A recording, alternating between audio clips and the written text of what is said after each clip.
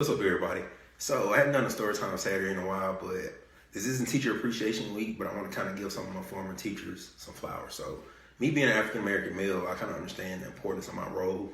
Now, I'm 8-9 years into this as a regular teacher and 11 years overall in education, but I'll just get to it. So this story time, I'll take you back to a 7th, 8th grade Jeremiah.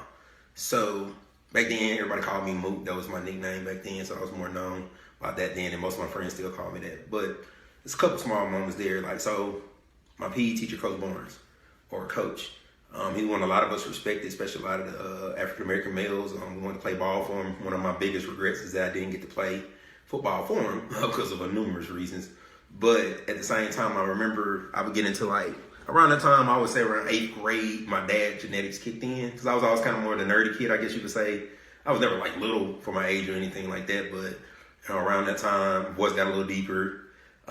Grew muscles, all those different type of things. And, at that time, you're like, hey, you ain't gonna let nobody pick on you, don't let nobody mess with you, don't let none of that stuff happen. And I would think about, certain classmates from certain persuasions would mess with me. And it didn't dawn on me until I was older, they might have been messing with me. I was the only black kid or African-American male in GT. I mean, we call it merit. That's what we call it in my particular school. And you never think, there's a reason these kids. Because, I always tell people, man, I just was playing video games. I don't want to study none of that stuff. People for some reason really, I guess, came at me with a certain energy for whatever reason. So I'm still do in some cases.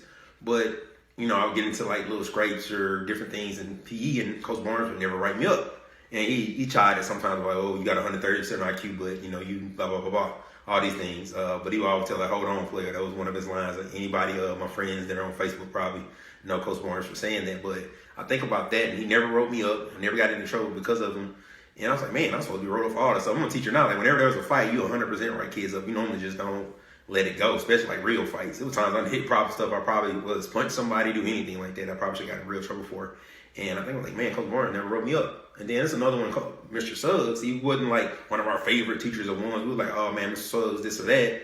And I told people, I don't remember me going home talking about teachers like that. But we did think Coach Barnes was cool. Mr. Suggs, I think he was one of our elective teachers. I want to say career discovery, one of those classes like that. And I remember just being in his class. It was never like that, but I remember, odd enough, coming from PE, me and one of my friends got into, we wrestled in PE and all this stuff. And then it was during what we call our break time. And there was a guy came up to me instigating, saying, hey, man, you said this and blah, blah, blah, blah. I was like, oh, okay, I got him. So you trying to prove to your little friends. Now they call it your aura. That was one of those things. The kids so big on that now. You're like, man, you thinking about you trying to lose cool points and stuff. Somebody trying to say, you weak or something like that. So, of course, me had to prove that I wasn't weak. And we about to get into this big knockout, drag-out fight in front of the whole school. Everybody converged. It was the craziest thing. I'm like, man, it was a heavyweight fight that people been waiting on for 2 years, unreal.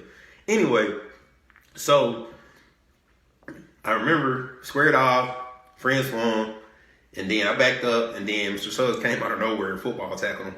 Now, I think now as I'm a teacher, I'm like, oh, he probably got in trouble for that. Maybe he did get in trouble for that. But, he broke the fight up, and we actually thought we wouldn't get suspended, but then we heard our names over the loudspeakers. I don't know if our principal was an African-American male, 3 days player. I later found out that particular friend didn't actually even get suspended for that. And I'm like, man, that's crazy. I'm at home for 3 days. Everybody knew except for me, and I ain't find out until a couple years ago. But that's here nor there.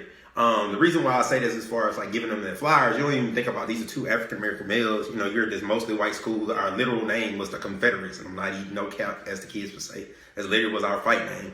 And you're at this school with students who don't look like you, and you think about 2 African-American males getting in this big knockdown, drag-out fight in front of all these people that don't look like you. You're thinking man, he really probably saved us a huge embarrassment. It would be a moment stuck in people's mind probably the rest of our time in school. You're in 8th grade. I'm this smart kid, making good grades, all this stuff. And you don't even think about wow, I could have really been branded off of that. And he saved me from that. And I later found out he was in the military and all those things. Ironically, connection, I ended up doing the podcast, the Black Dog Sports podcast with his nephew, which is kind of crazy. He actually remembered that his uncle told him that. So you really just think about giving them their flowers and really think about this. So it'll make this connection to science and reading and all those different type of things. That friend, even though we were more rivals at the time, we did become really good friends. And then now, a couple years ago, he asked me to tutor his daughter. We, of course, been friends the whole time. He asked me to tutor his daughter, and that was the first time I actually tried kind of the intervention method that I ended up doing as an interventionist. And she ended up being able to read. Let me just really hit you with something that'd be a great way to end. it went so well that she actually started doing good in reading. I actually started tutoring math. I remember she grabbed a little whiteboard and we were working on math stuff this second grade. And the teacher said for her to pass summer school, which for her to go to the next grade, she would have to make 100 on the particular last test or something like that. And she literally made 100%, like phenomenal, crazy, right? So it's like one of those crazy stories. And she eventually became like an honor roll student and stuff, and not that far into the future, but she became an honor roll student. So just think about it, though, that moment hadn't happened. And I think about Coach Barnes actually looking out for me, and I could have been branded as some like aggressive kid when I wasn't nowhere near the same. I just was a kid probably getting picked on and responding to it. And as a teacher, maybe even he recognized that, probably saw my potential when I didn't even see my potential.